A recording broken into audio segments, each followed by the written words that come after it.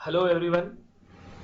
इस data structure के lecture में हम आपको डायनामिक मेमोरी एलोकेशन के बारे में बताएंगे।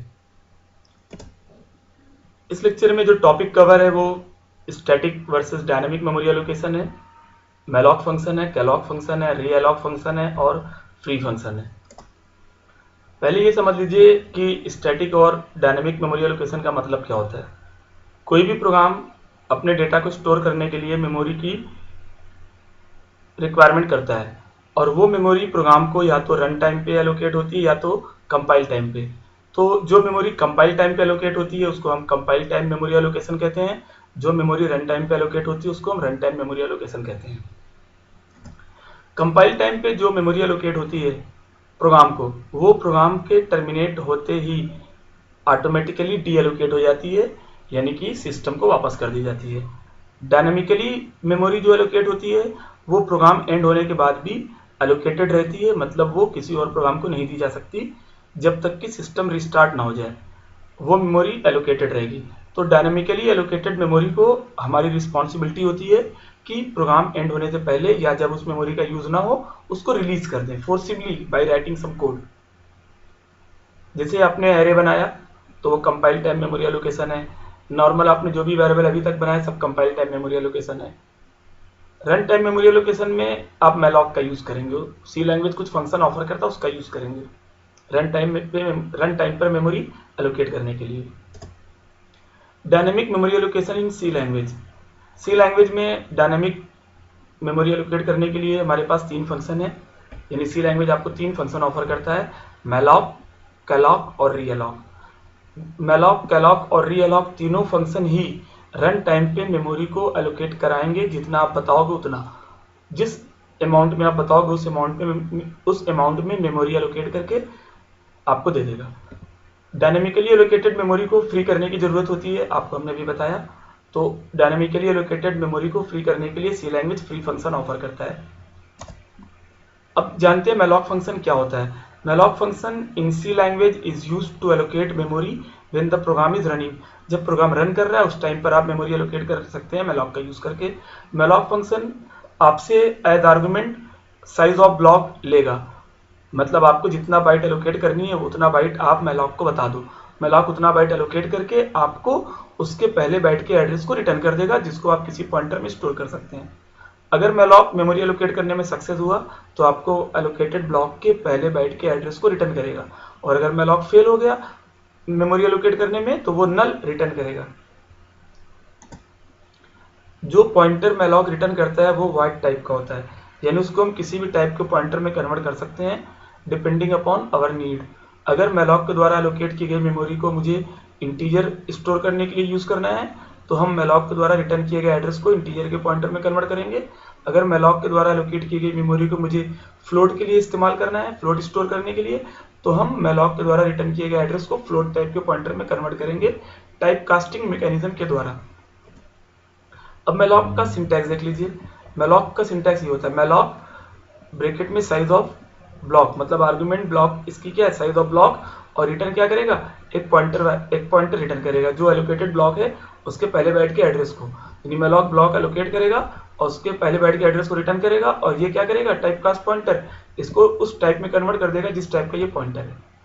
जैसे फॉर एग्जाम्पल अगर आपको 5 इंटीजर रखने के लिए जगह मैलॉक के थ्रू एलोकेट करनी है तो आप लिखोगे int स्टार p नाम का एक पॉइंटर बन जाएगा। फिर आप लिखेंगे p बराबर int star malloc 5 into size of int। तो 5 इंटू साइज ऑफ int क्यों लिखा, मतलब 5 इंटीजर रखना है तो मुझे 10 बाइट चाहिए, तो 5 इंटू साइज ऑफ int मतलब 5 into size of int is 2, तो 5 इंटू 2 10 हो जाएगा। 10 बाइट एलोकेट होगी मैलॉक के द्वारा, और उसके पहले बाइट के एड्रेस को जब मैलॉक रिटर्न करेगा तो ये इंटीजर के पॉइंटर में कन्वर्ट करके p में स्टोर करा देंगे। अब देखिए हुआ क्या, जब आपने लिखा p equal to int star malloc 5 into size of int, तो मेमोरी में 10 बाइट लगातार जगह छिप गई और उसके पहले बाइट का एड्रेस p में रिटर्न हो गया, p में स्टोर हो गया। मान लेते हैं कि जो मेमोरी एलोकेशन है वो 120 से लेके 130 तक का है, तो ये 120 पहला बाइट का एड्रेस है इसलिए p में 120 आ जाएगा। ठीक है, और एड्रेसेस हमने एज्यूम किए हैं 120, 122, 124, 126, 128, चूंकि हमको इसमें इंटीजर रखना है इसलिए दो बाइट के खाने मैंने एज्यूम कर लिए। अब मैं उस एलोकेटेड ब्लॉक पे मेमोरी उस एलोकेटेड ब्लॉक में वैल्यू कैसे स्टोर कराऊंगा। मुझे इंटीजर असाइन करने हैं।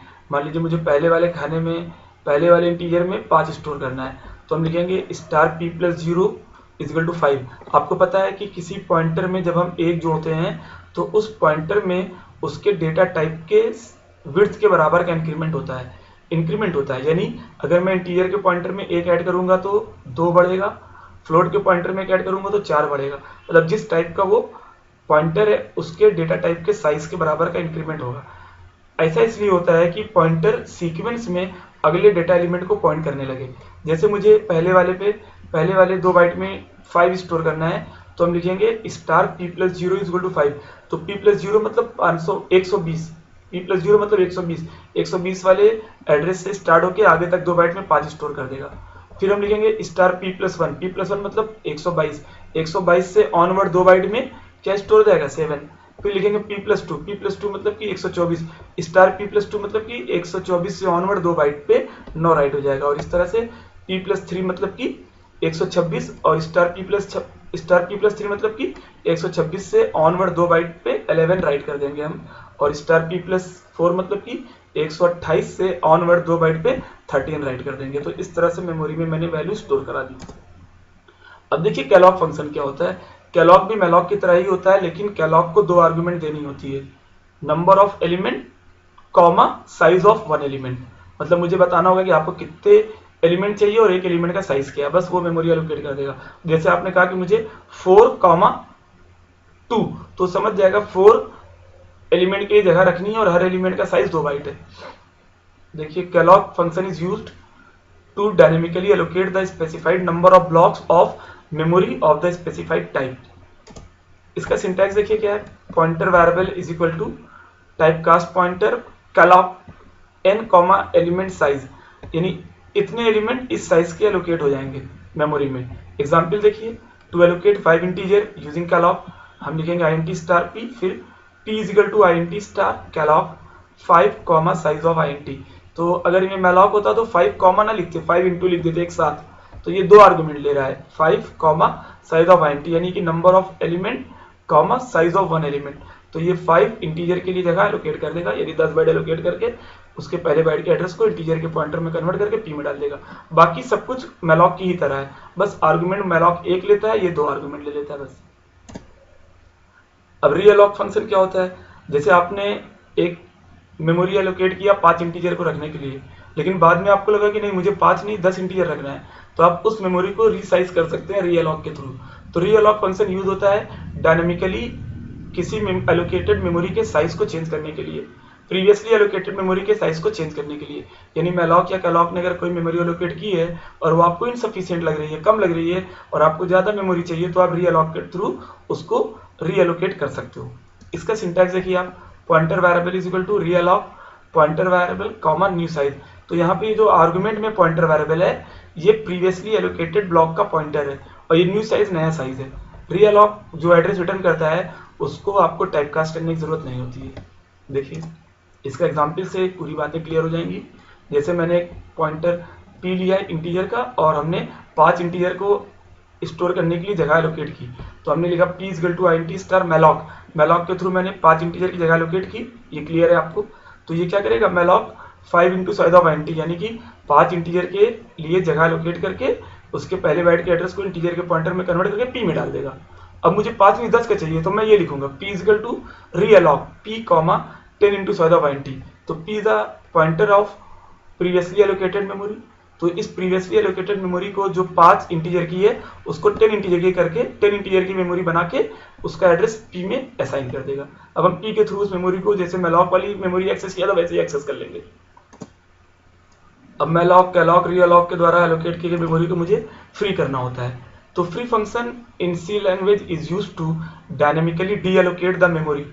The memory allocated using function malloc and calloc is not deallocated on their own. Malloc और कैलॉक के द्वारा एलोकेट की गई मेमोरी खुद से डीएलोकेट नहीं होती है, इसलिए मुझे उस मेमोरी को फ्री करने की जरूरत पड़ती है। तो उसके लिए फ्री फंक्शन सी लैंग्वेज ऑफर करता है। इसका जो सिंटैक्स है वो क्या है, फ्री और उस पॉइंटर का नाम आप डाल देंगे इसके ब्रैकेट में आर्गुमेंट में जिस पॉइंटर में एलोकेटेड मेमोरी का एड्रेस है। तो it helps to reduce wastage of memory by freeing it. तो जो मेमोरी वेस्ट होने वाली होती है, प्रोग्राम एंड होने के बाद भी छिपी रहती है, एलोकेटेड रहती है, उसको फ्री क्या कर देता है, रिलीज कर देता है, तो वो मेमोरी वेस्ट होने से बच जाती है। इस लेक्चर में इतना ही। Thank you.